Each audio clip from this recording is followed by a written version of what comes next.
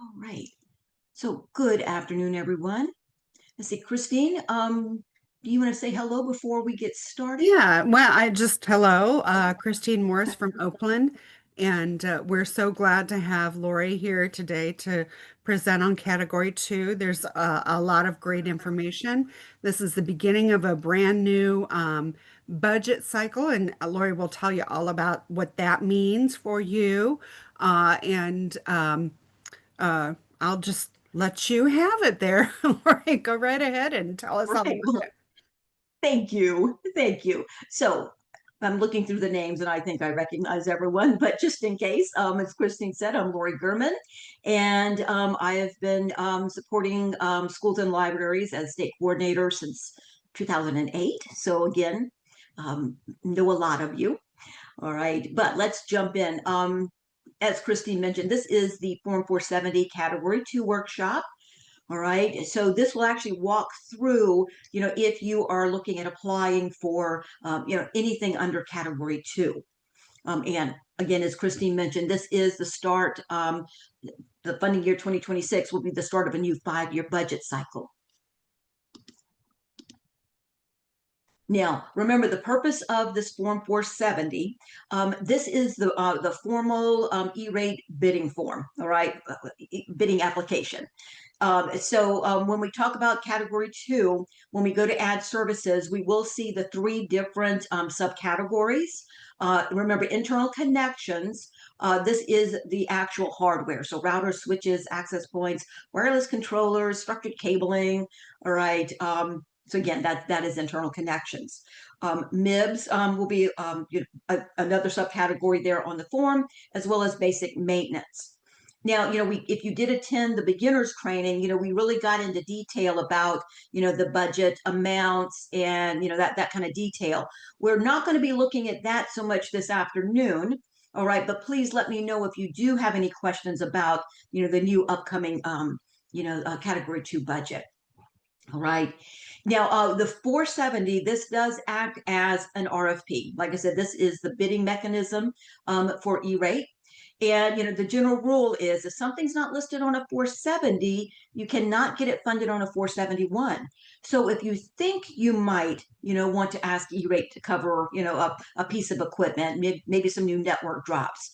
All right. There is no harm at all in putting that information on the form, right? The whole point of this is to get pricing to decide, can we move forward and purchase this? All right. So again, if you think you might want it, put it on the 470. No harm in that at all. Just because you put it on here, I call this the wish list. Just because you list it on the form does not mean you have to move forward and actually purchase it. All right. Now, once you do submit this form, it starts that bidding period. You are required to wait 28 days before you start evaluating bids. The 29th day is the earliest day that you can start that. Now, you can give more time, right? But you have to show that you waited your minimum 28 days. All right. And again, if in doubt, put it on the 470. And then you decide if you want to move forward and ask E-rate to cover, whatever that quoted cost might be. Now, for the 470, because we are talking about Category 2 here, all right, remember, you have to apply for E-rate every year, right? If it's some new service, we have to list it on a 470. If you have a contract for something like a maintenance contract, or that MIBS, that managed internal broadband service, if you're, looking at contracting with a company to provide the management monitoring of your network. All right. So again, any new service, any new equipment has to go on the 470. All right. Now, if you already have a multi-year contract, say for, like the MIB service, we do have, some library systems, it could be an independent library as well, utilizing that service. So, if you are, currently receiving MIB service, go back and look, are you receiving that service under a multi-year contract? Now, a lot of these that I've seen for the libraries, it's basically it's a 1-year commitment. All right. So if that is the case, if you only committed to a 12-month period, that has to go in the 470 each year that you want E-rate to cover that service. All right. But if it is a multi-year contract and the contract will go through at least June 30th, 2027, right? For say for that MIBS, you would not have to put that on a new 470 this year. Again, just go back and verify those, the contract terms. Now, I know some of you may have attended the Category 1 470, so you've seen this already, right? But just in case you didn't, keep in mind that you can upload documents after the 470 has been submitted, but I do want to caution you, all right? The system allows for it, all right? But if you upload, some additional document after submitting the 470, if it changes the service in any way, right? Maybe it's, adding an additional item, changing the quantity at all right? That's what we refer to as a cardinal change, all right? You're changing the service. So the system will actually ask you, is this changing the service in any way? All right, changing that service request. And if you indicate yes, the system is going to reset the 28-day clock. All right, so again, just be mindful there.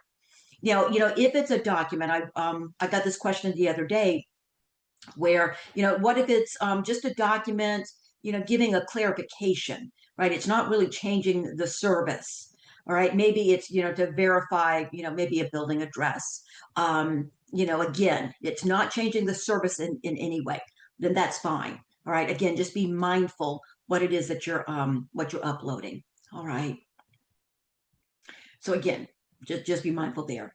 Now, also once after you submit the 470, if you change your mind, you can go in and cancel the 470. Again, not a problem, because if it is something that you decide, maybe early on in that 28-day waiting period that no, we shouldn't have applied for this, you can go in and cancel. So that way, when vendors go into the portal, right, they're not seeing your 470 out there and reaching out to ask questions. All right, just to let you know that those are some options, after you submit the form. Now, please, if you do have a question, I apologize, I haven't mentioned this yet. I am monitoring as well as Christine. If you want to put a question in the chat, all right, you can do that. But you can also, feel free to unmute. We're a small group this afternoon. Feel free to unmute, all right, because maybe it's easier just to ask the question verbally. All right. So again, please ask questions. All right, so let's just jump in. So, after you've logged into the portal, the easiest way to get into the form is from the landing page. In the upper right-hand corner, you'll see a series of shortcuts. All right, so click where it says Form 470. All right, and then we just, jump into the form. Now, it does ask for a nickname. Most of the forms in the portal will ask you to, to give it a nickname. And I suggest, make it something descriptive so that if you have to go back, oh, I'm sorry, just some folks dropping off there, just making sure we weren't having a connection issue. All right. Just make sure that you give it a name. So if you are applying, say, let's say for both Category 1 and Category 2, right, that you can distinguish one form from another. All right, so here I just said, yes, this is Cat 2. All right, and I just click on Save and Continue. But again, nickname is user defined. All right, once I click on Save and Continue, this is just pretty much a confirmation page. It's just letting you know that, okay, here's the information that's currently in the portal for your, say, if you're a library system. So how many entities are in the portal for your system? All right, so it'll indicate a number. Now, if you look at that and you realize that, okay, that number is not correct, right? Maybe not all of my branches, are listed in the portal. All right, that is okay. There's nothing you can change here when you're in the 470. You cannot change information on this, on this page. All right, but just a heads up, you would want to reach out to USAC, if you need to add an additional entity. That does not prevent you, however, from moving ahead and filing the 470. All right, just know that if, let's say, one of your branches is missing and you want equipment for that site, maybe you need some, Ethernet drops, installed. Just make sure that you mention that building, in the narrative, or if you're going to upload, some additional document, to provide clarification. All right, just make sure that you do mention that this is also, for this, this additional branch, not currently listed in Epic. All right, so we verify, is that correct or not? We click on save and continue. Now, I do want to point out here, because this is kind of a sticking point for a lot of folks. If something happens where you're working on the 470 and maybe you get interrupted, right, and the system will time out. All right. So if something happens where you cannot complete the 470, what you would want to do is on that blue menu bar, go up and click where it says tasks. All right. And it will not say continue. All right. It'll actually say create, which can be a little confusing. All right. But if it says create, it means it's something that you previously created. All right. But you've not submitted it yet. All right. So again, this is how you get back into the application. And again, I strongly suggest, this is how you get back into the form. For a lot of folks, it seems just as easy, just to start a whole new form. All right. You can certainly do that. Just a heads up, though, that if there are any incomplete tasks sitting out there, it usually starts about May or June, well after the close of our what we call our filing window. The system will start automatically sending out emails, auto-generated emails, to say, you need to go finish filing your 470. All right. And it causes a lot of confusion and a bit of panic. All right. Just know that if you have something incomplete out there, the portal can randomly send out these emails, right? Even though the deadline has, well passed for filing. This is how you get back into the form.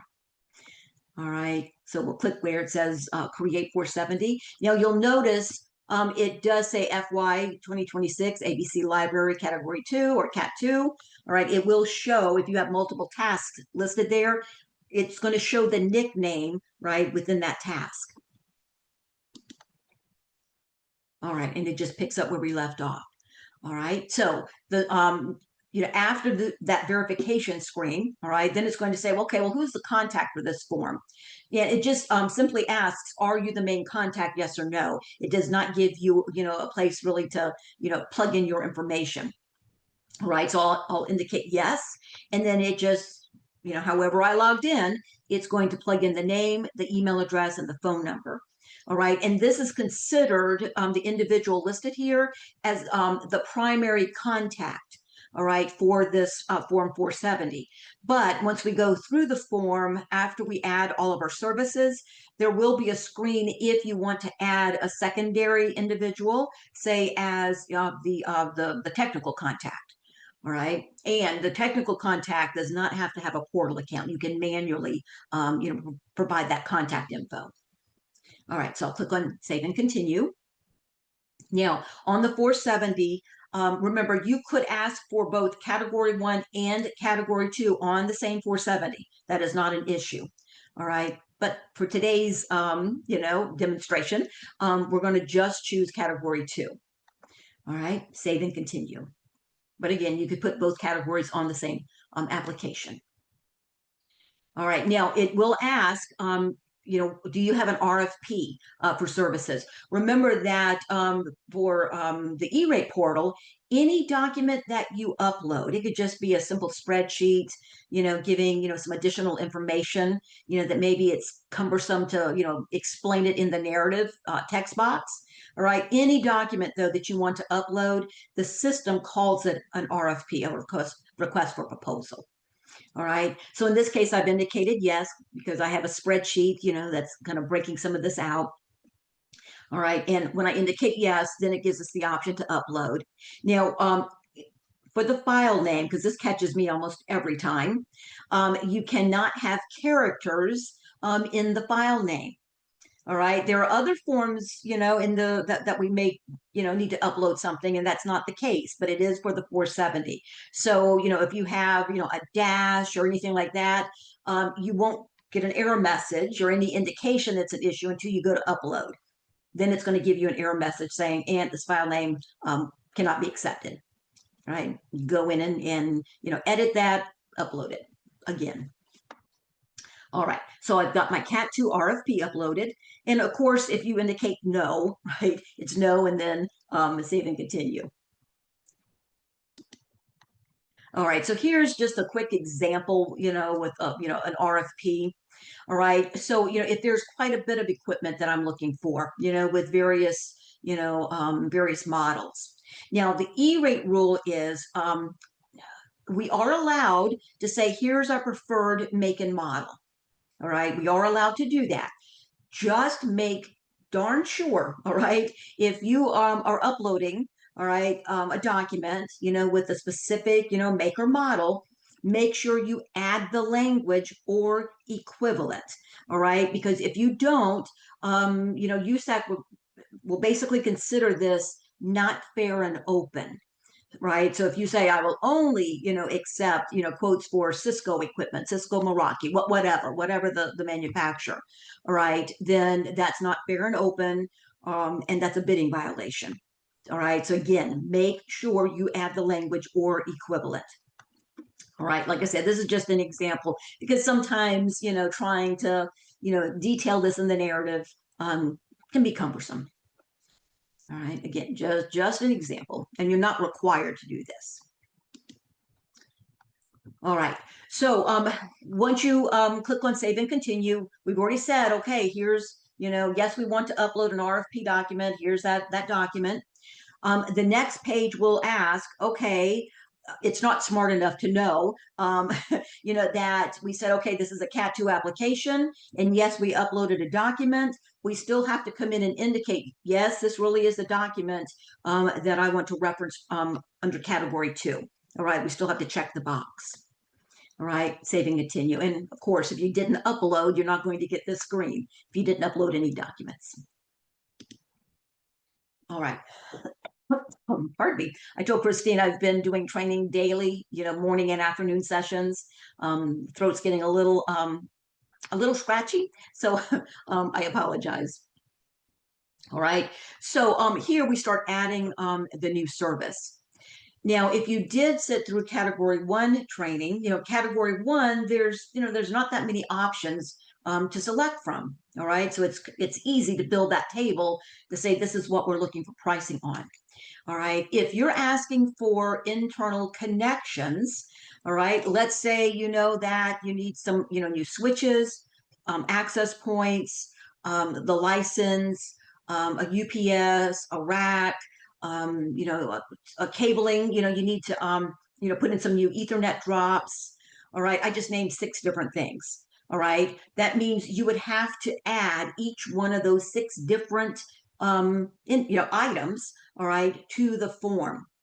All right. It's not enough just to say switches, right? And then expect E-rate to cover all of those other components.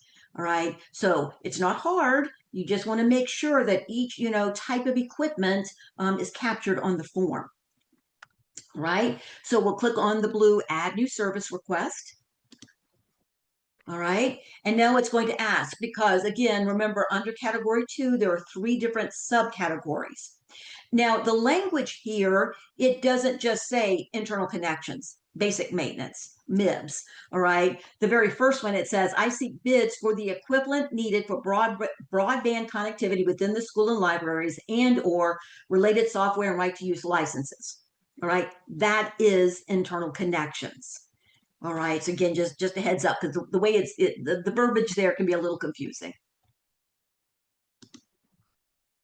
Now, also the current version of the 470, the FCC is looking at making a few changes, as far as like some basic maintenance. All right. The form has not been edited, all right, to reflect those changes. Not a problem, right? We'll still move forward and use this version. But just wanted to let you know that this is, this is the version that came out in July. All right. So to add internal connections, all right, let's start there. So I chose that first radio button. Now, once I choose the radio button, and again, really important, all right, to verify this. Once I choose that first radio button, then it's going to say service type internal connections.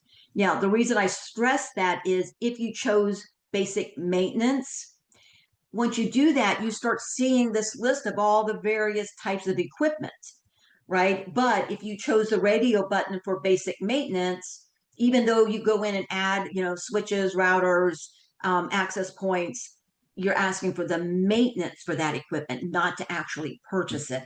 And again, I stress that because I've seen applicants do that, right? Not realize that they, accidentally clicked on maintenance. They added all the various types of equipment, and then, found out after the fact, right, that they'd asked for maintenance of the equipment, not the actual equipment. So again, just make sure that you verify if it's new equipment you're looking for, that it does say internal connections there. Lori, I don't Yes. know if this is a good time to mention. I don't know if there's ever a good time to mention the changes that might be coming, and the lack of clarity sometimes in that distinction between basic maintenance and internal connections, and maybe that it's just as well to mark both when you're Yes. applying, Yes. to avoid We'll be that. covering that, especially when we talk about license. Okay, all Yes, right. but thank you for that reminder. Yes, some of the changes, the FCC's looking at the draft eligible service list and making some changes more around like remote type service. All right, but it's also because like if you're asking for renewal license, maybe you already have the access points, the controller, whatever piece of equipment the license are tied to. When you ask for the license renewal, typically the renewal includes right to use license as well as support, right? The remote type support. So the FCC is changing that. All right, we fully expect this to be approved, where they're going to change where now we can get the renewal license covered under internal connections. But until it's formally approved, you're going to be getting last year's guidance, all right, just to cover yourself, all right, as Christine said, but I'm going to be showing you that. And again, there's no harm in asking for it under, two different category or subcategories just to make sure that you're covered. All right, but again, I'll show you specifically where to click to do that. All right, so after, again, verify it says service type, but then under the function, when I click on the pull down, you're going to see, all the different options here. All right, so we'll see antennas, connectors, and related components. So that one is almost a catch-all. So, let's say there's a transceiver or a module that you need to request, say for a switch or a router. All right, when it's something like that, I listed under antennas, connectors, and related components. All right, and then put in the quantity. All right, and then in the narrative or that document I uploaded, all right, we'll detail what components, connectors, or related components I'm really looking for. All right, like I said, that one's a catch-all. I also use it if I'm looking at a cabling project. There's a cabling option, but that's actually for the cable itself. Say, a 1,000-foot spool of, Cat 6, Cat 7 cable. All right. If I need, all of, RJ45s, face plates, those type connectors, all right, put the quantity under antennas, connectors, and related components. Okay, but again, you're going to see that first option, all right, cabling, caching. Remember, caching servers, that's the only server that's eligible under E-rate.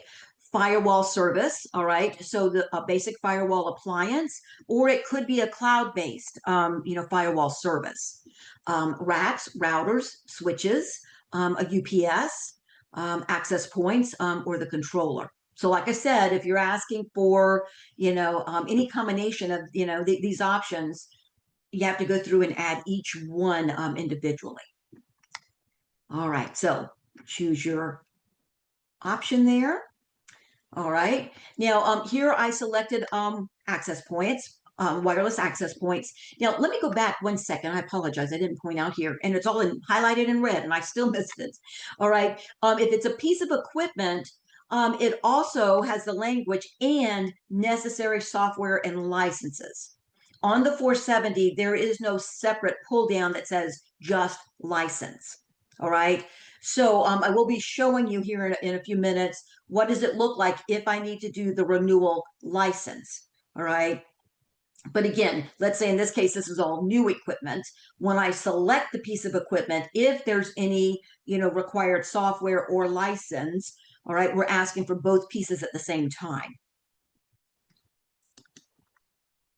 All right, so back to our access points. All right, so it's going to show us, okay, here's the function that you chose.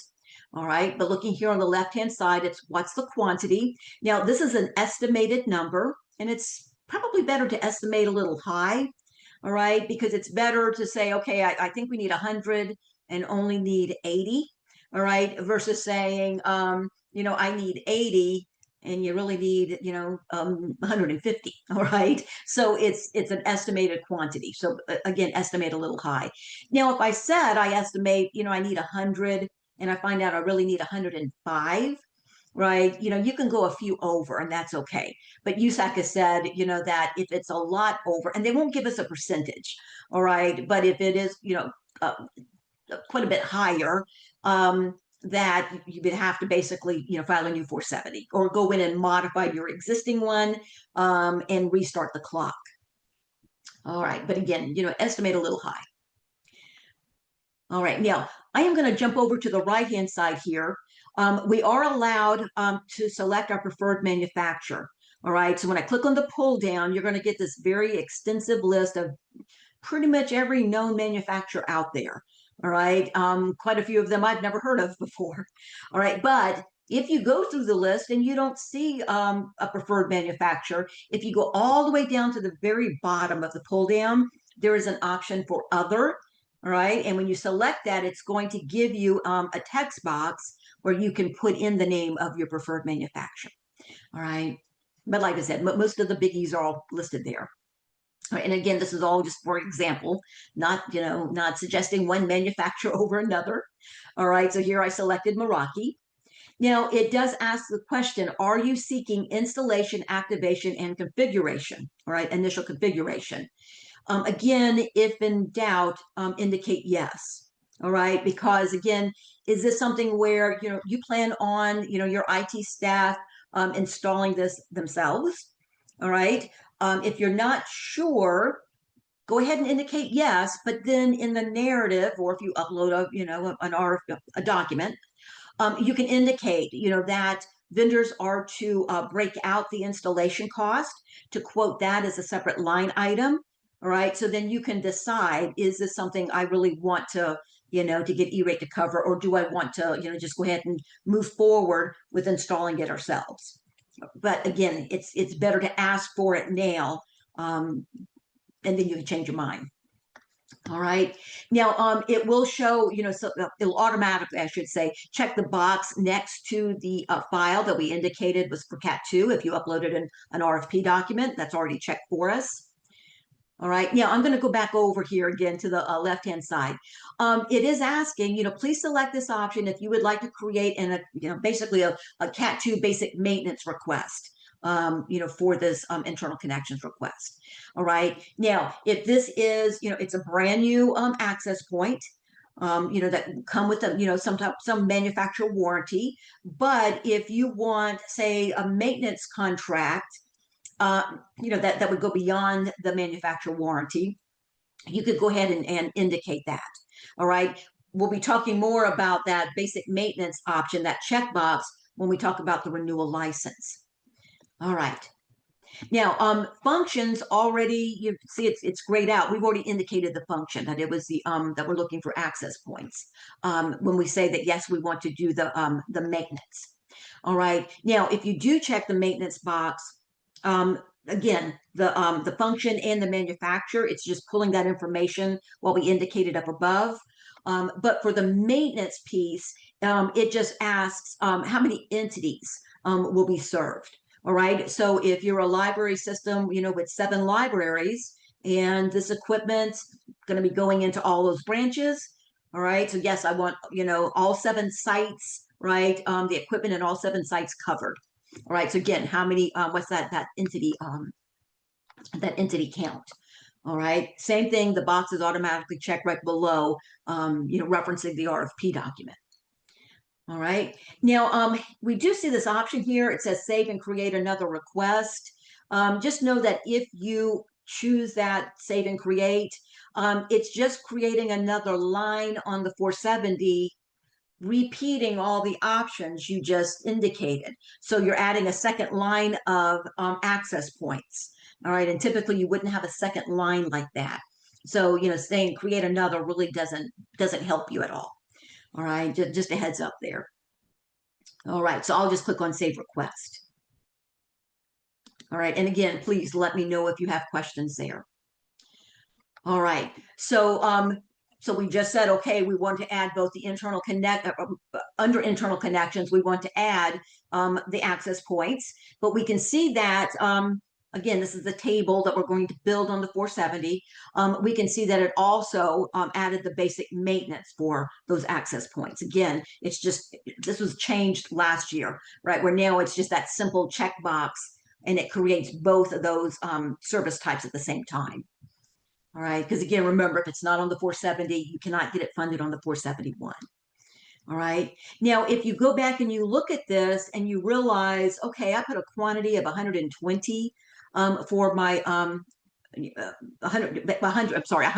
APs for the quantity. If you realize that, oh, I really need 120, right? Come back and check the box to the left. All right, and then you can come over and edit service. All right, and make that correction. All right, just know that even though we were able to add, the hardware, right, the internal connections request for the APs and the basic maintenance at the same time, if you have to go back and edit, you have to edit each line individually. All right, so if I come back here and I edit to change the quantity from 100 to 120, I need to be sure to come back and do the same thing for the basic maintenance. All right, check the box to the left, click on edit service request, and then you can make that correction. All right, this is what it looks like. This is around the renewal license. All right, so up until right now, right, if we were asking for those renewal license, all right, meaning equipment we already have installed, right, but maybe we started out with a 3-year license subscription, all right, but that's coming up for renewal. So like I said, when we do the renewal, most manufacturers, in addition to the right to use license, roll in that remote support. All right, so remote support means just that, where there's maybe a toll-free number where you can call in, to ask ask technical questions, ask for help. As well as some portal that you could go to to pull down bug fixes, patches, firmware updates, right, where all of that support is online, no one physically coming out to your site. All right, so again, the draft eligible service list, the FCC is looking at, they proposed this change where if you're getting that remote type support, right, even if it's that rolled into renewal license, that we will fund it under internal connections. The reason we're all doing a happy dance over that is if we do a multi-year subscription, all right, multi-year contract for support, under the old rules, let's say you pay for a 5-year subscription. All right, and typically when we do these renewals, we have to pay for the full term up front. All right, when it fit under basic maintenance, we could only get, let's say it's a 5-year, we could only get 1/5 of the cost covered each year. All right, so I hope this is all making sense. So the FCC says when it really is just this remote type support, we'll fund it under internal connections, which means then you'll have the ability, just like if it were a new license, pay for the full subscription up front, right? And then go ahead and get reimbursed in the first year. I've explained this so many times. It's like, okay, I hope that made sense, right? So let me know if you do have questions. All right, but because it hasn't been officially approved yet, like I said, we're waiting on the FCC to approve this draft eligible service list. The recommendation is if you are going to ask for renewal license, right? First off, we're going to put it under internal connections, right? So I clicked on that first radio button. I chose wireless access points and necessary software and license. All right. I give the quantity. So how many APs do I need license for? Well, maybe I already have 100 APs installed, library system wide. All right. Now here for manufacturer, all right, this is where we choose that other option. We want to make it clear if we're asking, for the renewal license for equipment we already have installed, any vendor looking at this needs to understand I'm not looking to buy new APs. I just need license for what I already have. All right. Again, I hope that makes sense, but let me know if you have questions. Okay. So here I'm going to choose under manufacturer. I'll choose other, right? And then I'm going to get this text box, right? Manufacturer description. And here I'm going to enter, we are seeking license for our existing, and it's perfectly fine here to say, here's the make and model because we already own this equipment. All right. So we're looking for license for our existing 100 Meraki MR42, whatever the model, APs. All right. So again, it's making it clear to the vendor, any vendor looking at this 470, I'm just looking for the renewal license. All right. And I'll still indicate yes. So if there's some, some charge for like a configuration or whatever, I want E-rate to cover that. All right. So again, the suggestion asking for renewal license under both internal connections and basic maintenance. All right. Because again, we're waiting for I'm stressing this, we're waiting for the FCC to, make that final decision. I'm going to come here to that basic maintenance checkbox and I'm going to check that box. All right. Just like I showed you, previously. All right. And then it's going to basically just duplicate, but listed under basic maintenance. It's going to duplicate other in that description. Saves you a little bit of typing. Okay. But again, that way you're covered where you're asking for the renewal license under both subcategories. All right. Again, no harm in it. It'll save you, maybe some heartburn down the road. All right. So again, this guidance is based on the current rules, which may change. I've got it highlighted there in red when the 2016, when the 2026 eligible service list comes out. All right, so I'll click on Save Request. Okay, so again, if you're doing the renewal license, put it under both. I cannot, beat you over the head enough with that. All right, now let me show you what it looks like. And like I said, just keep clicking on add service, add the routers, add the switches, add, anything else that you might be looking for. All right. Now, if you're asking for basic maintenance, maybe you have some switches, or some other hardware. Maybe it's a firewall appliance, all right, that you want more than that remote service. All right. Maybe you want, where a technician comes on site.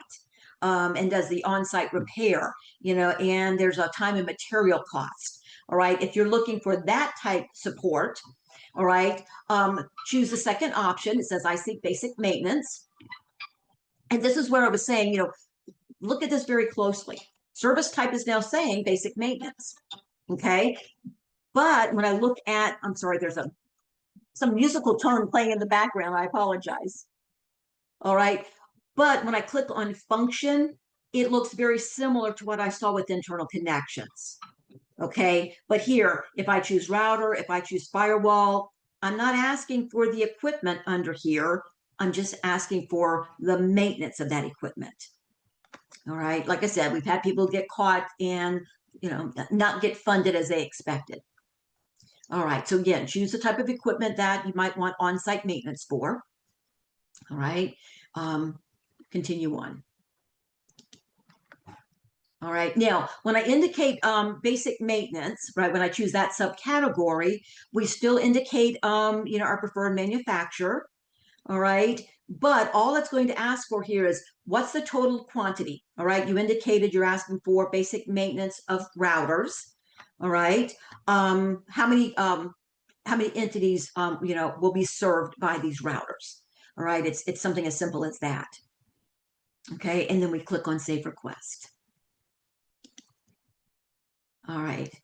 Now, here in a minute, I am going to jump over to the training, E-rate training site, and I'm going to pull up an actual 470. All right. But I just want to show you, here are the options depending on the subcategory that you choose. All right. Now, if you choose the last one, I seek bids for operation, management, and monitoring of eligible broadband internal connections.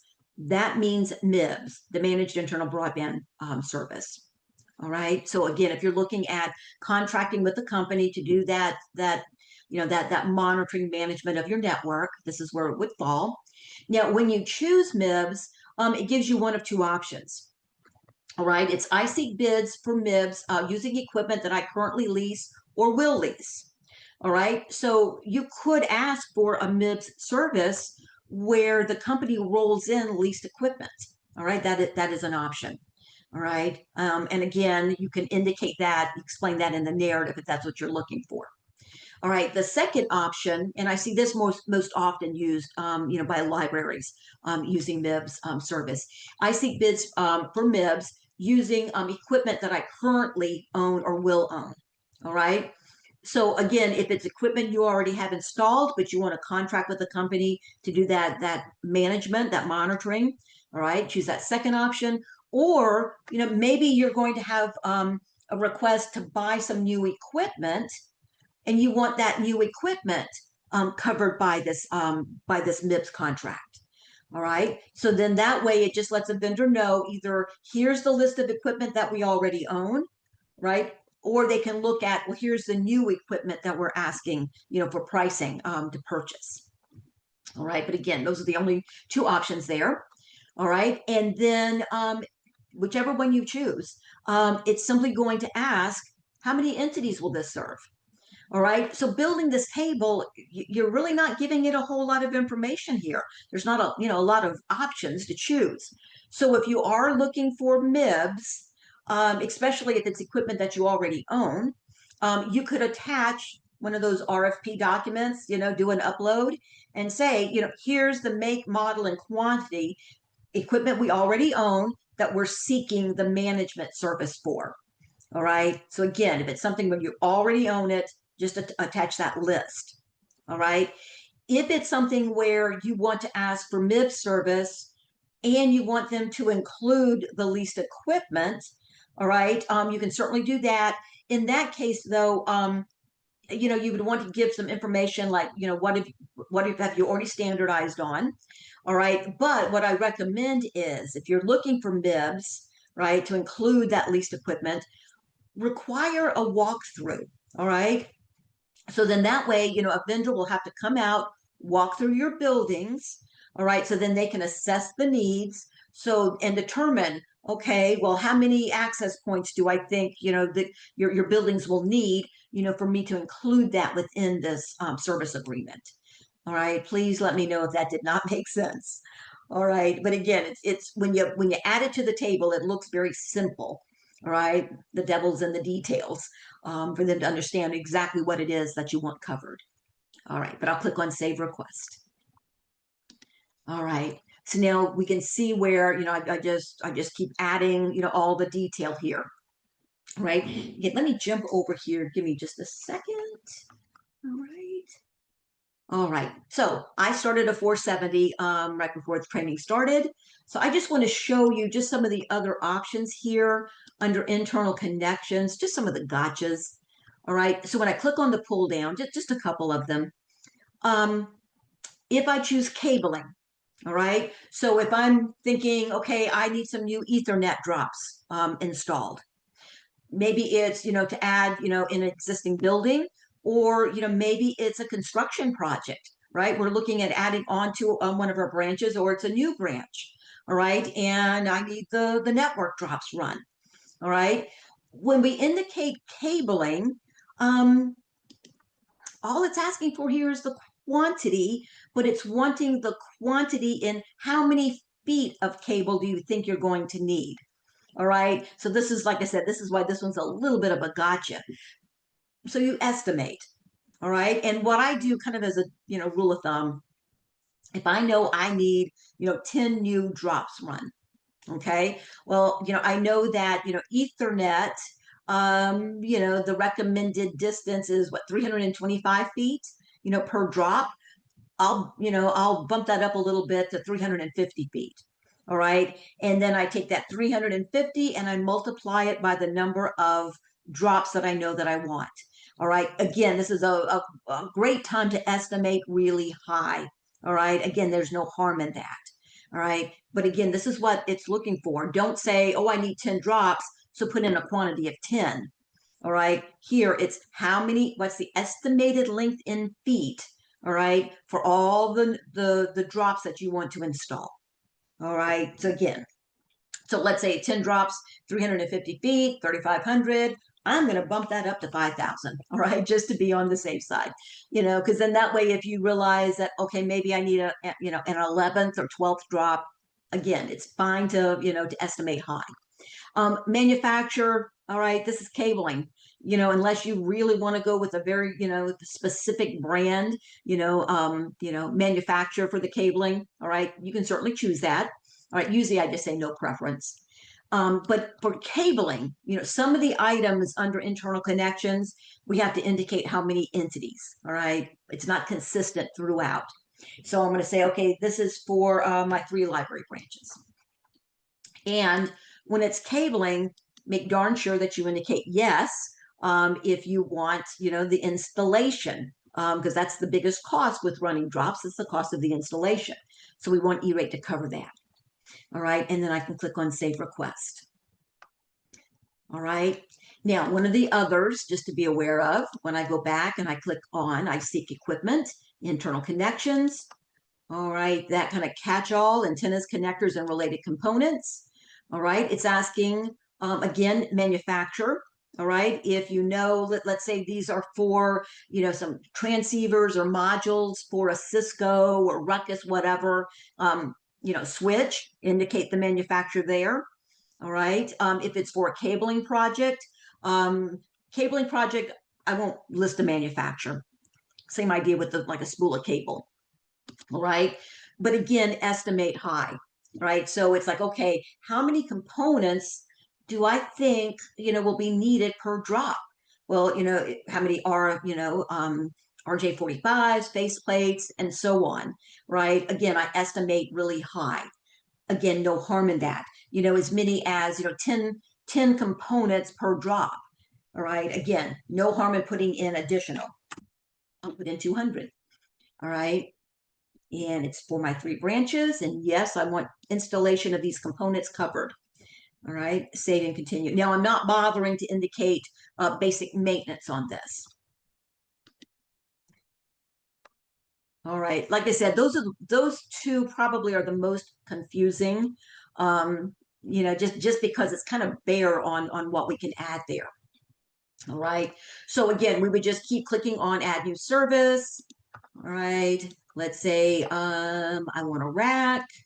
All right, again, you can choose, specific manufacturer. Let's say I need 2 racks. Again, you can choose manufacturer here. I'll just say no preference. All right, yes, I want that rack installed and I want E-rate to cover that. All right, just keep adding, because again, it's this table that the reviewers are going to look at to see, was this listed on a 470, all right, in order to get it funded on a 471. All right, just keep adding. And like I said, if you're not sure if you want to, to buy a new, say a new router this upcoming year or a new, switch, if you think you might, put it on there. All right, because again, it's a wish list. You're not required to move forward and, purchase everything. All right. So again, that's what it looks like to, keep adding those items. All right. Once you have everything captured there, now you'll notice for basic maintenance, as we, just scan through and make sure everything's listed. All right. But we can see here where we put the switches. All right. But let me come down here for basic maintenance. All right. Where I indicated other. All right, it's going to see that description, whatever we put in that text box. All right, we're seeking license for our existing, all right, and that equipment. All right, again, under basic maintenance, it will show that text. All right, now if we're done adding services, just come down to the narrative. Excuse me, Lynn just hopped on here. All right, then we come down to the narrative and we explain what it is we're looking for.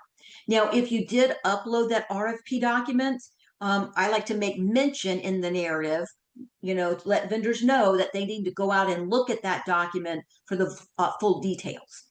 All right. So I just explained we're seeking access points and network drops for each device. See the attached RFP document for a list of sites and addresses, floor plans of each building, and all bidding requirements. Again, it's letting the vendor know they need to go out and look at that attached document. All right. Now, again, if this is, if you're looking at, putting in new drops, you can certainly upload a copy of a floor plan. I recommend that so vendors have some idea.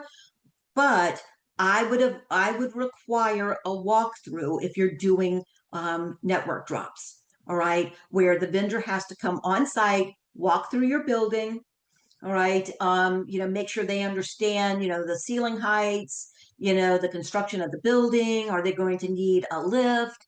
Is it a block wall? All of that detail. All right. First off, with network drops, it's going to give you a much cleaner, right, correct bid. All right, because they've actually walked off your space. Okay. But remember, E-rate being it's a national federal, program. When you file the 470, it's out there for vendors all over the country to see. All right. And I personally would not, trust a quote from a vendor, for a cabling project that's, never been in my building. Right. Or even if it's brand new construction, where there's no building for them to walk through, they could still come on site, and get the, pertinent details. All right. That is certainly an option. The advantage of requiring a walkthrough is, vendors show up, they sign in, right? So that's your proof, who attended the walkthrough. But then if you get a quote from a company that didn't show up for the walkthrough, you can disqualify their bid, right? We make that, it's a requirement, right? And we tell the vendors up front, if you don't conduct the walkthrough, your bid's not going to be considered, right? Again, you get a much better quote, right? And it makes it easier when you have to compare the bids. All right. Now, also, you want to put all of those disqualifying factors on the form. You could actually, put the disqualifying factors in the RFP document. I like to also put it here in the narrative. There's going to be yet another text box. I put it in multiple places, right, to make sure that vendors, that give them a better chance of seeing it. All right, so here I've indicated if bidding on the cabling project, a site walkthrough is required in order for your bid to be considered. Scheduled dates for walkthroughs can be found in the RFP.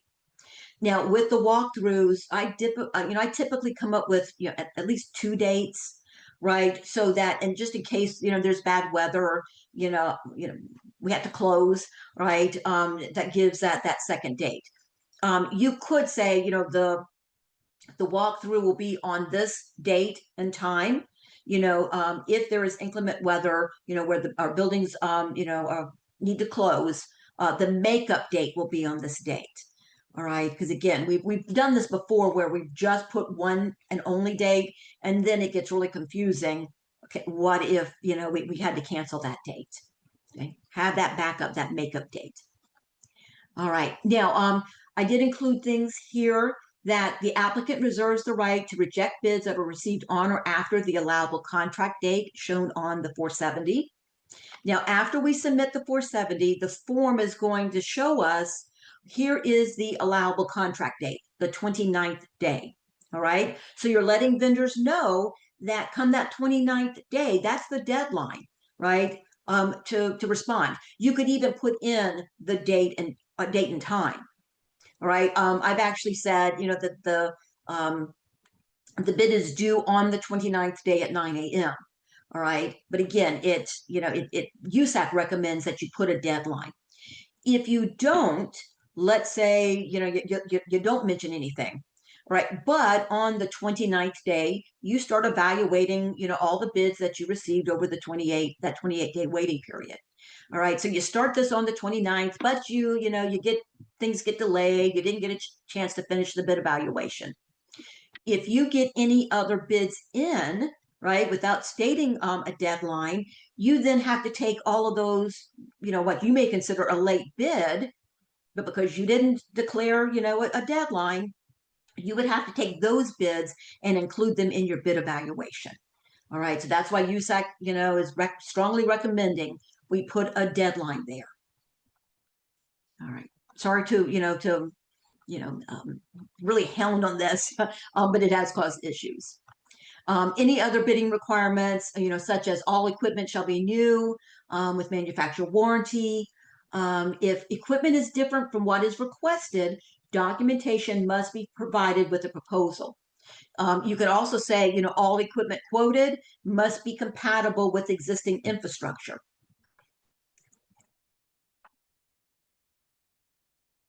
And the question here, this is from Swanton Library. Can we specify that vendors contact you to schedule a walkthrough, or do they have all have to be at the same time? You could that is a definitely an option, all right, and a good question, all right. So if you don't want to, schedule a date to have multiple vendors come in, you could say, please contact, put the contact information to schedule a walkthrough, all right. So yes, you can certainly do that. All right. But what I would suggest is, to schedule a walkthrough, between, give a time, as far as dates, right? So that somebody's not contacting you to come on the 28th day, to do a walkthrough when there's, for them to do a walkthrough on that very last, day of the bidding period, how quickly will they be able to get a quote to you? All right. If you want to start evaluating bids, on that 29th day. But yes, you can certainly say, just contact this individual to schedule the walkthrough. Yeah, that is definitely allowed. All right. And just know though, if you do take that approach, then you have to, any vendor that wants to show up and do a walkthrough, you have to accommodate all that ask. All right. So that's why sometimes it's, well, do we want to go that route? It depends on your area, how many vendors you think will, request a walkthrough. All right. But again, those are all options. All right. But yes, thank you for that question. All right. So again, put those disqualifying factors there. You can also put not something that would necessarily get a vendor disqualified. You could also put your preferences there, right? Like local vendor preferred, right? It's not a requirement, but you're just stating this is your preference. Again, when you go to do the bid evaluation, you could use that preference and assign points. Is this a local vendor? Is it not? You could also say previous experience preferred. All right. So again, when you're comparing the bids, the vendor that you have experience with would get, the points for experience, but a vendor you've never dealt with before would get 0 points. All right. Again, it just makes this easier, to compare one vendor to another. All right. So once you have that information there in the narrative, click on Save and Continue. All right, now this is where it's asking, is there a technical contact? Yes or no. All right, if not, just indicate no, save and continue. All right, but remember, then the only contact information a vendor will have is the name, the contact information that was, first published on, provided on the form. All right, so if you do indicate yes, the technical person does not have to have an Epic portal account. All right. It will give you the option if the individual does have a portal account to go out and search the portal. All right. But we also have the option to enter the contact information manually. All right. And again, it's the information that you would expect. Everything required, has the asterisk behind it. So what's the name, phone number, email address, and we have to put the email address in twice. All right. And just remember, any individual that you list here cannot be affiliated with the service provider, especially a service provider who may be, bidding on this, right? You cannot have that conflict there. All right. Now it's asking, are there any state or local procurement requirements? All right. We don't have any state bidding requirements. All right. But, go back. Is there some local requirement, right, that you need to meet? All right. But what I do is, even if there's no local requirement, I'll still indicate yes. And then I just copy and paste, those bidding requirements I put earlier in the narrative. Again, put it in multiple places to make sure the vendors see them. All right. So, we reserve the right, to reject late bids. It's due on the 29th day, require a walkthrough, all of that information. All right, but this is also where I would indicate, all questions and bids, all right, must go to, and then put the individual's name and their contact information. All right. Now, it's something where I typically, I'll say, all questions must be emailed to, all right, and then put in, say, my email address. Because remember that if a vendor calls you, all right, if you give one vendor time on the phone to answer their questions, you have to do that for all vendors, right? In order to be fair, open and fair. You also risk, having that phone conversation, giving one vendor information you don't share with another vendor. All right. So again, that's why, all questions have to be emailed.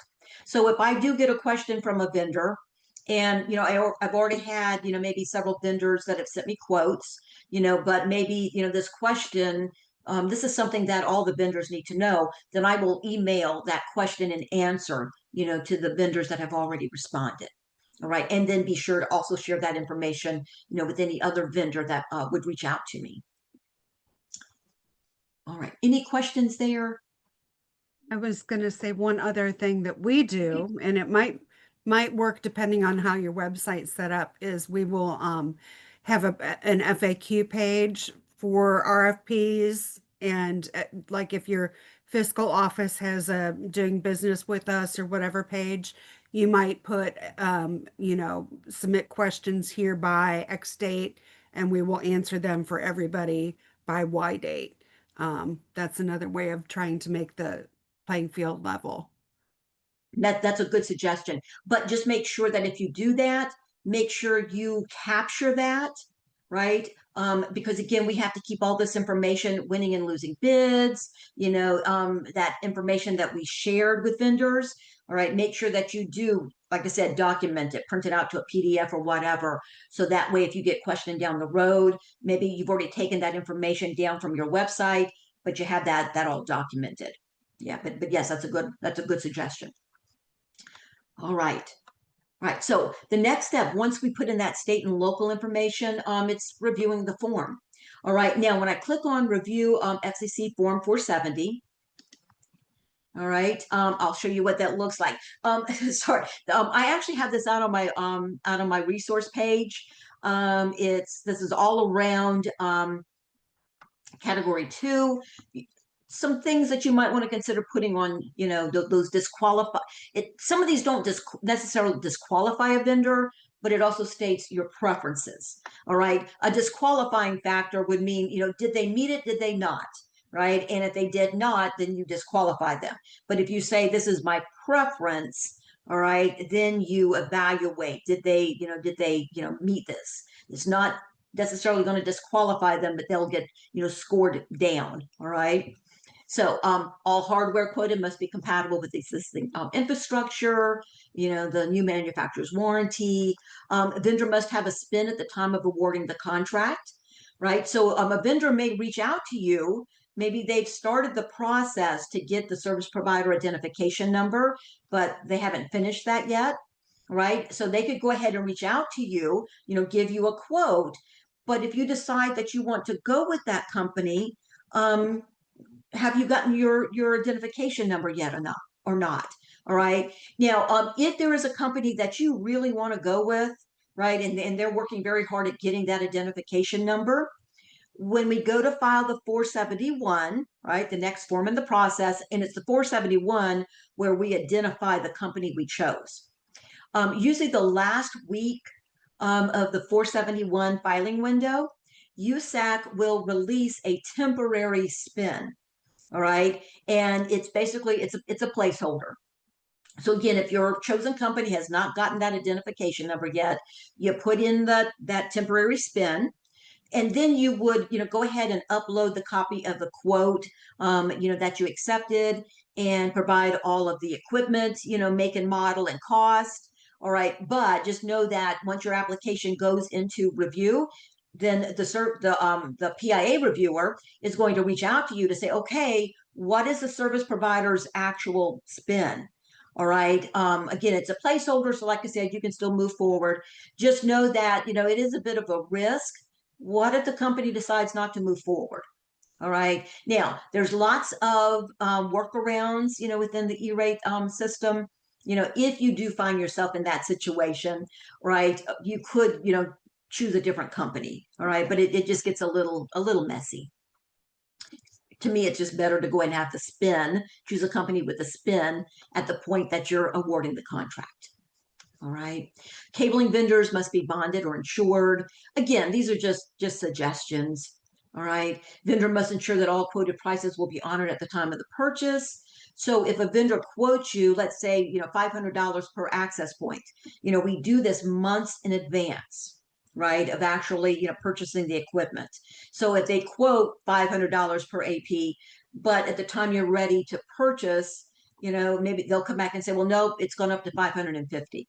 All right, E-rate's not going to cover the difference. Now, sometimes it's kind of hard to get a vendor to agree to this, right? Because, well, how long will this be before you're ready to purchase? All right, but again, you can state that if you choose. All right, we've talked about the walkthrough, in-state, preference, previous experience preference. Now, if that you are, let's say you're adamant that you want discounted billing, all right, where the vendor will only invoice you, for the portion that E-rate's not going to cover, then, I suggest putting that on the 470 and actually have the vendor put something in writing, right? That they agree that, to give that discounted billing. I've actually come up with just a really simple little form that says, a kind of a fill in the blank, company name, we agree to discounted billing, and they have to sign and date that. All right. And if they do not, provide that along with their quote, we've already told them, if you don't agree to this up front, you'll get disqualified. All right. Again, it's an option. Okay. And then the information as far as like the deadline to submit the bids. All right. So again, it could be 9 a.m. on the allowable contract date, or before you're ready to submit this to certify it. Go do a calendar lookup. All right, because the 28-day waiting period, it's calendar days. All right, so just count it out. All right, and so the 29th day, that's the earliest that you could evaluate the bids. Yeah, this document with all these disqualifying factors, it's out on the resource library, so you can copy and paste and tweak as needed. All right, so after we click on that review 470, it literally takes us out of the form. All right, this can take a couple of minutes for this task to be created, and the busier the system, the longer that can take, but generally just a few minutes. All right, so you want to watch up here on the blue menu bar, right? And the task will show up. So we click on where it says task. All right, once it's done thinking about it, you're going to see something instead of saying create 470, right? It's going to say certify. All right, again, it's going to show you that nickname you gave it. So I'll click there where it says certified cat 2. All right. Now, it's going to give us a download document link. So this is just a PDF draft of everything you put on that 470. I strongly recommend, look at that document, look at all the various, pieces of equipment, the quantity, is everything captured on the form? Did I get all of those various, hardware components listed? All right. If you see that you left something off, the quantity is incorrect, whatever you need to fix, just click on back. All right. You go back one screen at a time until you get to the section that you need to correct. All right. All right. If everything is correct, you'll see the little box just below the hyperlink there. By checking this box, I certify that the information in the PDF document is correct. Right. And then we certify. Now, we've got the two options here. If you are a full right user in the portal, full right means that you have the rights assigned to you to not only fill out the form, but also submit the form. Right? If you are a partial right user, that means you only have the rights to, fill out the fields in the form, but you cannot make the certification. All right. So there you click on send for certification, and it sends to whoever is a full right user, such as the account administrator. right, for the portal. All right, but it'll go to basically the any full right user.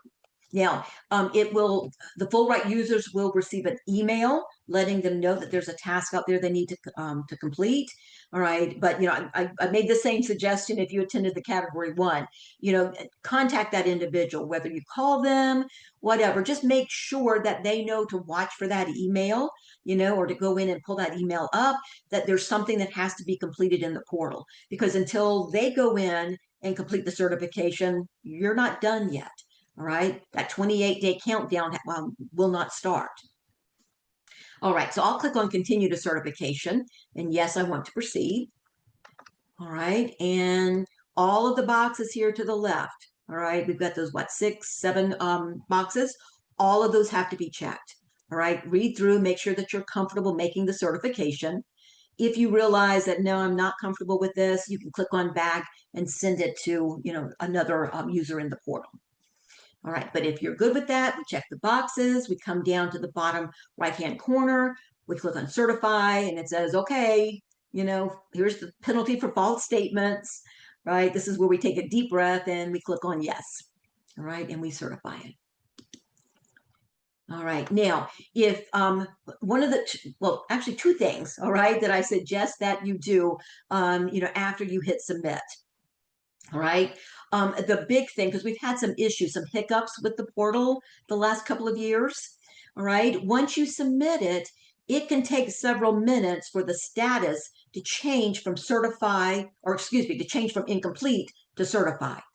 All right. And the hiccup is that in some occasions, it never flipped over to certify.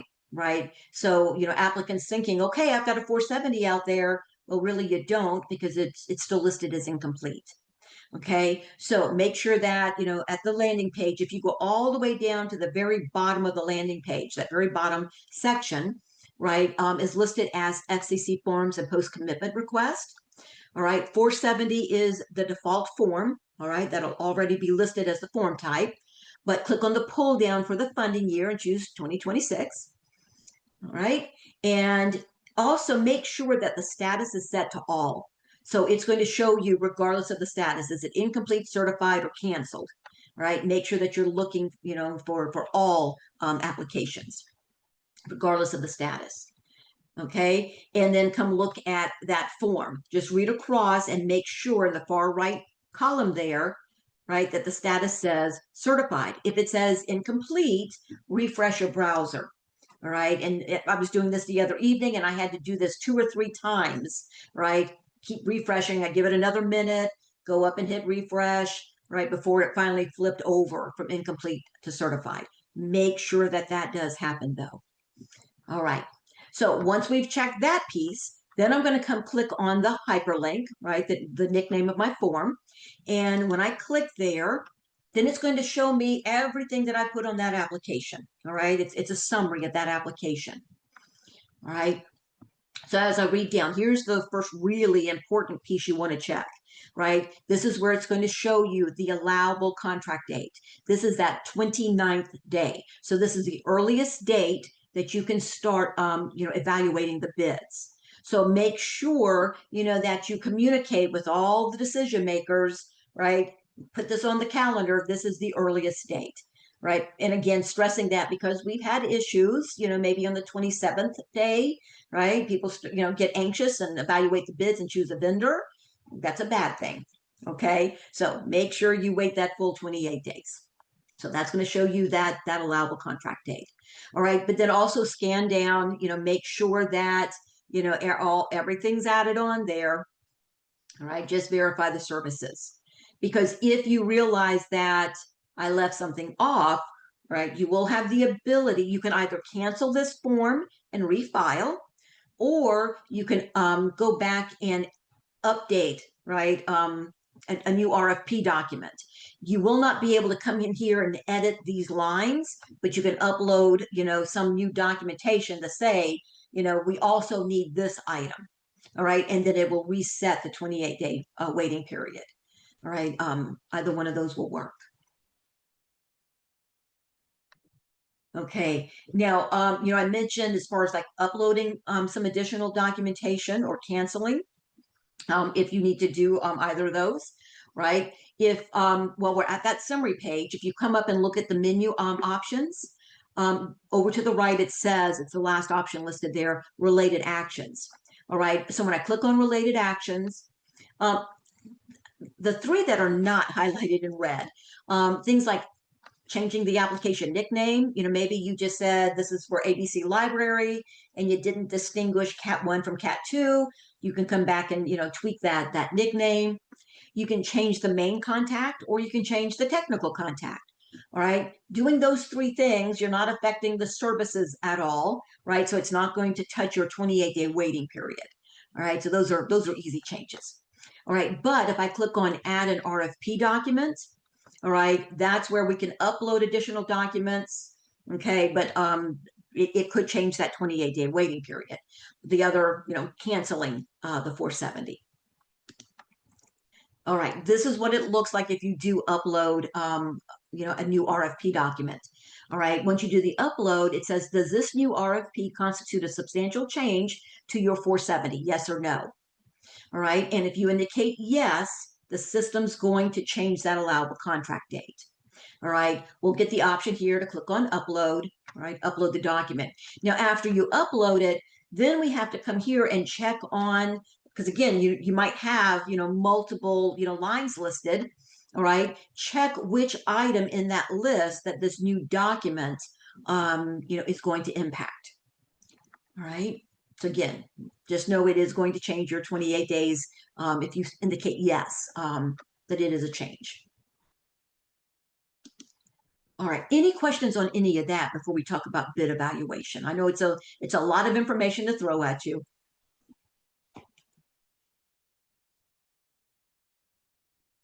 Okay, all is quiet. I'm going to take that as good. All right. And if you need to unmute to ask a question, feel free to do that. Okay, so after that 28-day waiting period, all right, then we do the bid evaluation. Now, if this was something where you had a disqualifying factor, some disqualification like required a walkthrough, right? So if a vendor did not, meet that requirement, they're not going to be listed on the bid evaluation. They've been disqualified. So just keep a note, that, we disqualified, XYZ vendor for this reason.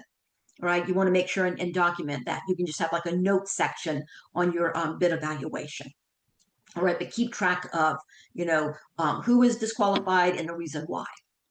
All right, but on our bid evaluation, all right, price has to be the highest weighted factor. It has to have the highest number of points. All right, but then we can, any of those factors that we put, like our preferences must be compatible. You can list those here on the form. All right, prior experience and so on. All right, and then we just assign points. All right, so we can see that for price, 50 points, that's the max you could get. Vendor 2 was given the 50 points because they were a little cheaper. All right, but vendor 3 received 40 points, right? They were a little more expensive. All right, so we give them 40 points, and then we look at prior experience. Okay, I've worked before with vendor 1, have no idea who vendor 2 is, have no experience with them. All right, but again, I have experience with vendor 3. All right, just keep going through, and assign those points.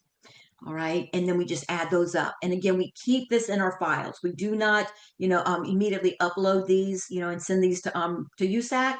All right, but keep them in your files. You also want to keep, in addition to the bid evaluation, all the winning and losing bids. Okay, be sure, and keep all of those.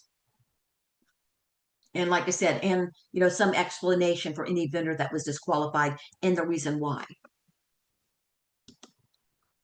All right, now out on the resource page, this is a Word document, so you can go in and tweak it, change the language under the factors, just make sure price is the, highest number of points. You can change, the point values here, however you see fit. All right, but again, it's out there, for you to use. Now, I've also included the language at the bottom.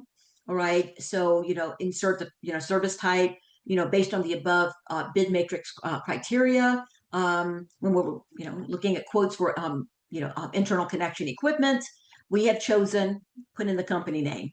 All right. And then I suggest that you sign and date this. Again, you can clearly show here's the date that we did this. So if you have a vendor come back and say, well, I want to submit a bid, well, it's sorry, bid evaluation's already been done. And if USAC were to question you, say in an audit, you've got proof of the date that that took place. All right. Again, just do yourself a favor, saves heartburn. I'm all about saving heartburn down the road. If you haven't picked up on that. All right.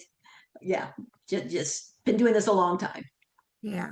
And if you only get the one bid, also to sign, date, memorialize. Yeah, right?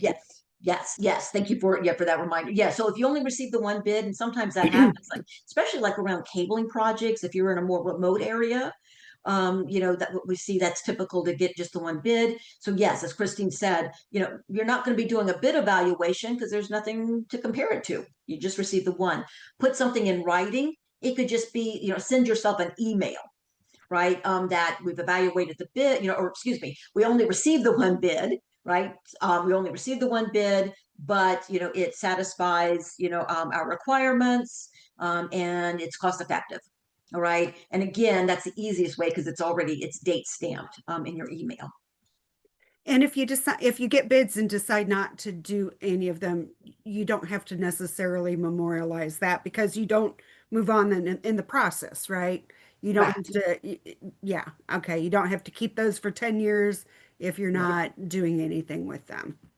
No, and that's a good point. So yes, if you decide that, okay, I got pricing and we decided, no, we're not going to do this year, right? Maybe, you were hoping for a levy to pass in November and that doesn't happen, right? So it's okay, we can't move forward and do this year, right? So because you're not asking for any E-rate funding, there are no E-rate rules to abide by at that point. Now, if you have vendors reach out to say, hey, did you make a decision? Just as a courtesy, just say we decided not to move forward, but thank you for responding. Um, again, E-rate doesn't require it. Again, that's just a nice thing to do. All right. Any questions at all?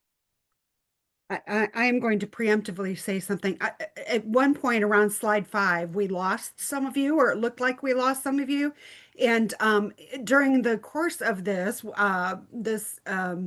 session, it looks like we had some sort of a network-wide blip with Oakland libraries. Okay, you're nodding. We have not yet identified the root cause. The root cause analysis is not complete, but we will be sending out something via Oakland updates to let folks know what happened. It's been an exciting hour and a half, not just because of Lori's presentation, but also because, Man, yeah. Can you talk more about what qualifies as MIBS? That's a great question. Lori, do you want to jump into that? yes, because this is something that, like I said, we haven't had as many libraries utilize this, but we have a whole lot of schools using it. Right. But again, I've also, had conversations with libraries that did use this. So this is where if you have a company, that comes in and, they take care of your network, they change configurations, if needed. So it's not just like providing, I'm gonna say maintenance, right? This really isn't coming in to say, oh, we have a switch that died, right? This is where it's that monitoring your network and making sure that everything's up and functioning. Again, it's that being, I guess, preemptive. Um, so it's that type service. Does that help at all? Okay. And typically, good, thank you. So typically it's, the company will say, okay, here's the cost, for, based on like how many APs that you have, for the, for the switches. I've actually seen some of these where maybe the company, in addition to providing that monitoring management of your network equipment, also may, provide that support down to the end user device, right? So if you've got a desktop computer, that laptop, you've got, a networked printer.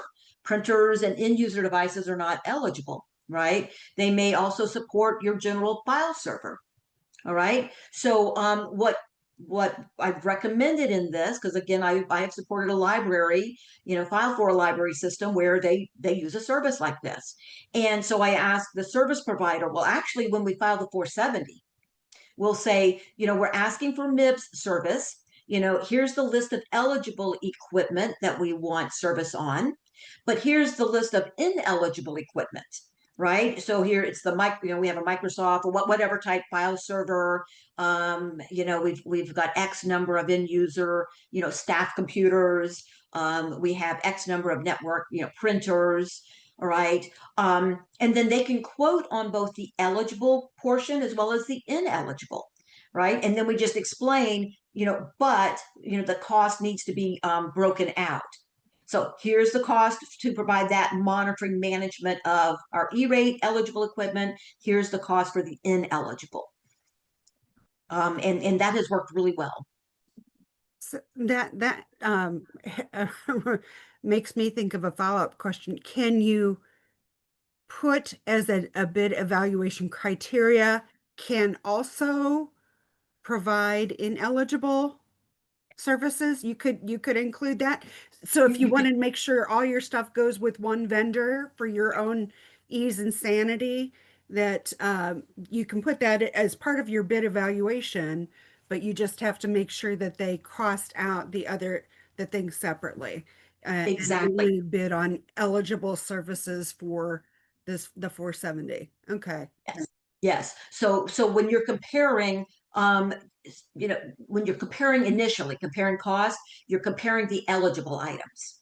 Okay. But then you can break it out and almost have like a second bid matrix for the ineligible. All right. Mhm. But then you can show this is why we went with this company, because they're covering both my eligible and ineligible components. All right. Because yes, you don't want to, again, as a former IT director, the idea of having two different companies, no, there's all this pointing fingers and all of that, not going to happen. Right. So yes, you can certainly put the eligible and ineligible items on that 470. All right. And then of course, when you move forward to file the 471, you're only going to list the cost for the eligible portion. All right. So yes. So cybersecurity is ineligible, correct? Correct. So if they're monitoring our network for cybersecurity breaches, that would be ineligible. That would be ineligible. Yes. Okay. Yes. Got Now, it. remember, a basic firewall is eligible under E-rate. Okay. Right. So if they are, supporting, managing a basic firewall, that portion would be eligible. Okay. Okay. But I appreciate the question, and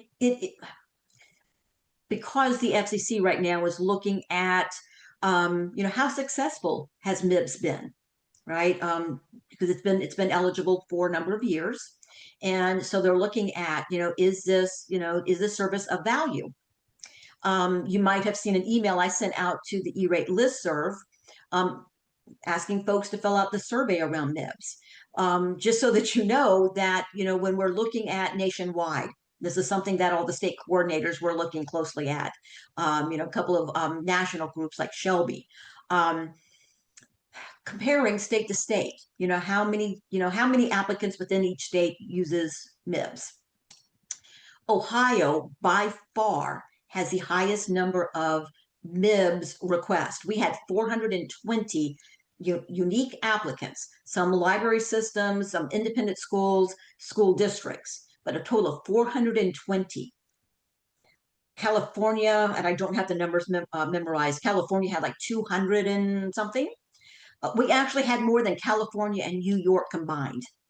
Okay, so I put a survey out there, and I had about 60 applicants respond. They were pretty much school districts, but explaining this is why this is so important.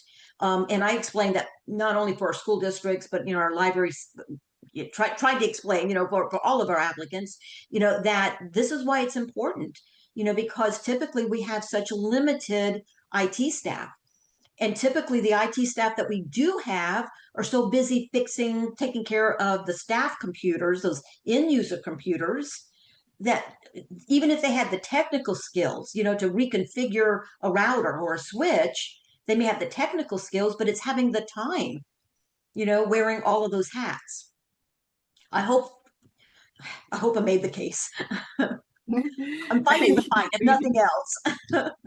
So a vendor put it to me this way, a lot of librarians, kind of took over IT because they had some technical skills and they learned to sail a sailboat. And now they're trying to sail an aircraft carrier with the same skills. Exactly. Exactly. Exactly. I know I had a technology coordinator at a very small school district. I mean, the detail he gave, he actually sent me an email. He answered the survey, but he goes, Lori, just so I mean, he really spelled it out. This is how many end user computers we have. This is, we have a staff of, 2 people, and we're doing these things. And a lot of times, just like the position that you're in, maybe in a school district, that technology person may have been the music teacher last year, right? Or may still be the music teacher, wearing so many hats. And like you said, you might have these technical skills, but now you're expected to know all of this, to go from an end user computer, a end user for a computer, to now supporting a network. Yeah. Lori, there is one way back in the beginning when before everything kind of blew up. Yes. You were talking about exceptions to doing a 470. And the one clear exception is if you have a multi-year contract, you've bid it out, and you're in year 2, 3, 4, 5, whatever.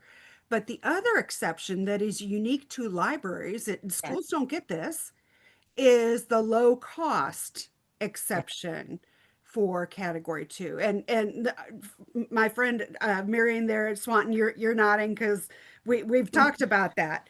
But do you want to briefly just describe the low cost exemption for category 2, Lori?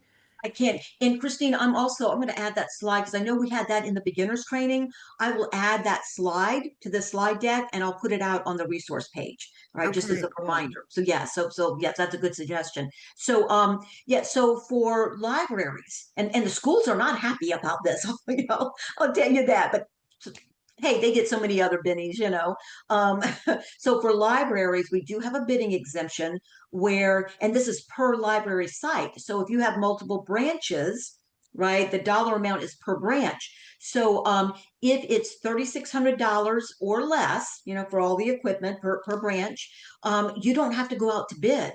The FCC has said this is already cost effective. All right. And it's an attempt to try to get more libraries. We were in a meeting, this was several years ago, and the FCC was kind of scratching their head. Well, why aren't more libraries, applying? Well, it's kind of, first off, it's kind of complicated, and the SEPA compliance piece, right? Because you have to be SEPA compliant. But again, they was like, well, we don't understand why more libraries are utilizing this. All right. So yeah, so having that Cat 2 money is great. But yes, we do have the bidding exemption that only applies to libraries in our state. Yeah, so if it's no more than $3,600 per, per site, for the internal connections, and yes, you get a pass on filing the bidding form. Yeah. And if anybody has questions about their SEPA compliance or wants to become compliant, if you're not, we can make it easy on you at Oakland. We've got a Cisco umbrella. We've already got a slot with your name on it if you want it. And we can help you configure that with as light a touch as you want. And, you would just have a policy, acceptable use policy, go through the board, et cetera, et cetera. But we can help you with that if you need to become compliant or want to become compliant. It's up to you whether you want to or not. But if you do want to, for the purposes of category 2, we can help you with that. And if you're currently not SEPA compliant, but you're considering it, Yeah. right? You do not have to be compliant when you file a 470. You don't have to be compliant to go the next step and file the 471. It's not until the form 486, right, that you have to show that you're SEPA compliant. And even then on that SEPA form, it asks, are you currently compliant or are you working toward becoming compliant? So, if you're even just thinking about, do we become SEPA compliant? There is no harm in, other than answering vendor questions, there's no harm in putting that 470 out there to go ahead and get pricing, right? Because the one thing we do know absolutely for sure, well, first off, let's say if you don't qualify for the bidding exemption, right? So if you don't put the equipment on the 470, you're not going to be able to get it funded on the 471. Even if you are using that bidding exemption, all right, if you don't complete the 471 step, you're not going to get funded. All right. So again, don't let, that the fact if you're not currently SEPA compliant, stop you in your tracks. All right. And even if you move forward and you choose a vendor quote, right? You can actually you can just write it on the quote itself. You can say that this purchase is contingent on E-rate funding approval. All right. Because even after you sign that quote and file the 471, you're still not on the hook to buy this equipment. Okay. So again, don't let that stop you. All right. I'm going to go ahead and move over here. Contact information. I think most of you have it by now, but all right, just in case. Very good. All right. Any other Yeah, questions? remember, so the new budget, and I said it too quick, $5 and it's a little over $5 per square foot, $5.40 something cents. It's about 90 cents more per square foot from last year. Yeah, so it's definitely gone up. Yeah, that sounds right. I haven't committed it to memory yet. Well, and the fact that it, like for schools, it's $201.57. Really, just, round up or down. I don't care which one, just Right. Right. It's 543. There I you have go. it in my notes. Thanks, Marianne. You get the Thank gold you. star. Thank you. Yes, you do. I think it's a Freudian thing. It's not sticking in my head for some reason. Yeah. Yeah. It's there are a lot of things happening all at once. It's a lot. It is a lot. It is a lot. But we have each other. So Yes. hooray for that. You're not in this by yourself. No, not by any means. Well, are there any other questions? I have a question. So where do we need to be right now in terms of filling out forms for 26? First off, doing that assessment need. So if you are thinking about, category 2, coming up with the wish list. All right. So are you looking at new equipment? If so, estimated quantities. Do you have preferred, manufacturer? Coming up with that list. If you already have existing equipment, right, it's still functioning, but maybe you want to have MIBS, request MIBS service, right? Come up with a list of kind of that inventory of what you already have it, in place, right? So when you file the 470, if you say, here's new equipment that we need to add, and here's the list of what we have existing, right? And we want quotes on that management service. That's really the big piece right now. We don't know the 470 deadline yet. We're still waiting on the FCC to determine that. Typically, it's like the third week in February. All right, so you still have time for that. But also, think about, do you want to, what kind of requirements do you want to require a walkthrough? It's really important if you are looking for that bid service for, existing, E-rate eligible equipment, access points and so on, but also having a vendor come in and look at those ineligible things, right? Your general file server, your print servers and so on. So think about, do we want to require the walkthrough? Does that help? Yeah. Yeah. That's the best place to start. And again, if you're not currently SEPA compliant, start having those conversations to become compliant. Okay. Yeah, I'm working on that. Okay. Okay.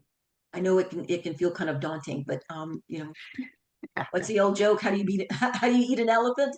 Right. Yep. It really Right. does apply here. Yeah. But please let us know if you have any questions at all once you know, start the process. You know, if you come up with, you know, like an RFP document, you know, that list or whatever, you know, feel free to email a copy. You know, I'd be glad to take a look at it. Thanks. You know, it's yeah, be glad to help with that. Can you verify that I am on the E-rate list, sir? What would you, if you would, shoot me an email. Yes. And that way, if you're not, because it's listed by email address. Yeah. All right, so I can verify that, and if not, then I can go in and subscribe you if you would do Good. that. Thank you. That way, make sure I have the right email address. And then Christine, I believe you also, just to make sure you may get it twice. I believe you forward the messages I send out. I usually do. I try to make sure to do that and contextualize or cut out anything that is particularly relevant or particularly not relevant to the library folks. Perfect. Perfect. Great. Are there any other questions? Perfect. All right. You know, if you come up with a question, you know, because that's typical. You know, as soon as we jump off, it's, oh, I should have asked this. All right. Don't hesitate. You know, feel free to give me a call, shoot an email. Right. You know, I am still conducting training. I'm doing a training session tomorrow morning. I'm doing several more training sessions next week. So I'll try to get back to you ASAP. But if it takes me a couple of days, usually I try to answer within, you know, a few hours, same day. Right now I am running a little bit behind. Yeah. This is the time of year where I do statewide apologies. It just is standard on any incoming message, like a yeah. Training. One other quick thing, Lori and I had talked about doing like a condensed version of Category 1, Category 2 all together in early December because we're still waiting on that eligible service list to be finalized. So if you feel like you kind of mostly got it and you want to have a little refresher, be on the lookout for that. But again, we'll let Lori catch her breath and get her voice back before we schedule that. Yeah, we're thinking, you know, after Thanksgiving holiday, like I said, we're waiting for the dust to settle. Yeah, waiting for the FCC, you know, and some of this, you know, with the government shutdown and all of that, some of this is getting delayed a bit. Yeah. Yeah. Interesting times, like I said. All right. Thank you, everybody, for being here and such great questions and hanging with us through all of the blips. Jessica is saying that OIT, the Office of Information Technology at the state, had more than a few blips. So it's bigger than just Oakland. It's bigger than just us. Yes. How big, we're not sure yet, but she's going to update folks on the listserv. So Yeah. Yeah, actually, the Department of Ed's website was down a couple of days ago. One of their systems Wow.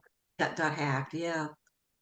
Yeah, I went to pull up some information to share with the school district, like, oh, DE's not coming, or excuse me, no, it's due. Due is not coming. What is going on?